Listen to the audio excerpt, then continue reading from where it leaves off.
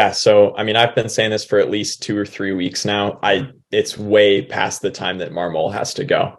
Yeah. I think he's been just an awful leader for this team. I think, you hear recently players like Arenado saying, "Oh, he's been dealt an unlucky hand. He has had some bad luck."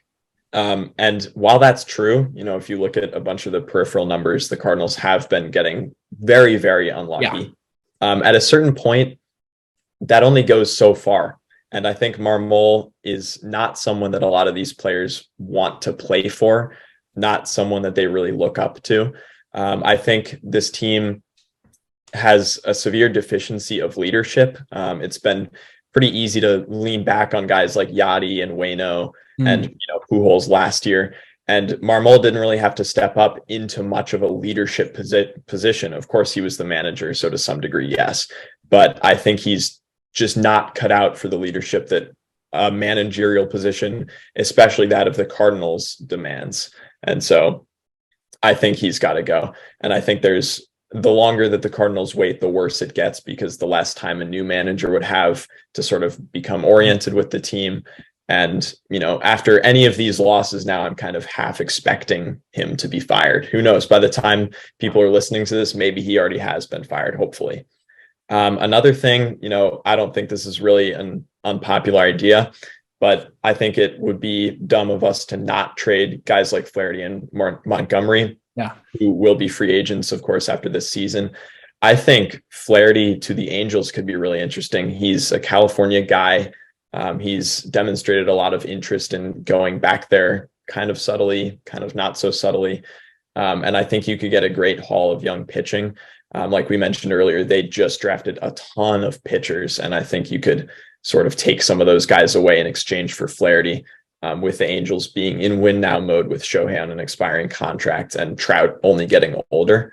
Yeah. I also think, I mean, we have so many guys in the outfield and the middle infield. So I think guys like O'Neill, Carlson, and DeYoung are all expendable. Mm. You could roll with an outfield of Nootbaar, Walker, and I actually think Edman has looked great in the outfield. I think there's no reason to remove him from there, especially when you have guys like Gorman and Donovan and even Wynn eventually coming into that middle infield slot.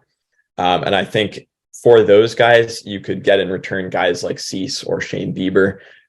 There's probably many, many other pitchers that are going to become available pretty soon as teams sort of go from on the edge to either definitive sellers or definitive buyers.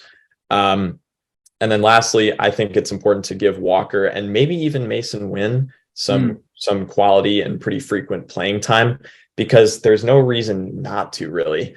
Now, if there's any team that can take the Cardinals' current record and somehow make the playoffs, it's probably the Cardinals. But Yeah. that's obviously becoming less and less likely by the day. And I think it's almost a lost cause at this point. Yeah, I really agree with a lot of what you said. That's pretty similar to my plan, and I'll get into it in a second. But yeah, I think really it does start with a shakeup. You need to probably remove Oli Marmol.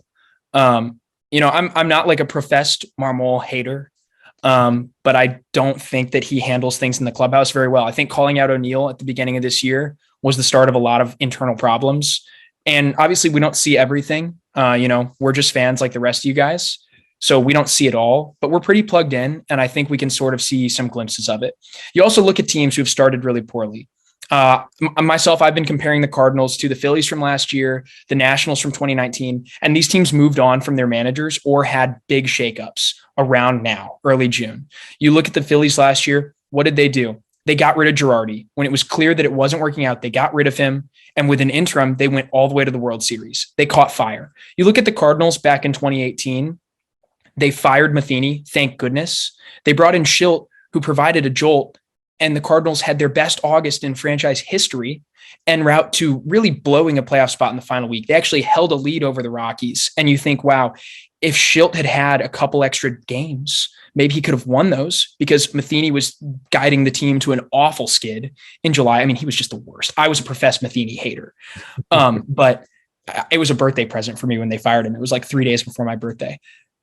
Anyway, though, like had he had a couple more games, maybe he could have done something. And so the last thing I want to do at the end of this season is see the Cardinals finish 2 or 3 games out of an NL Central spot, because the NL Central sucks. The last thing I want to do is see us finish 2 or 3 games out and wonder, wow, what if this, what if McEwing, the bench coach, what if he had a couple extra days, a couple extra games that he could have won? Because right now the Cardinals are in free fall mode.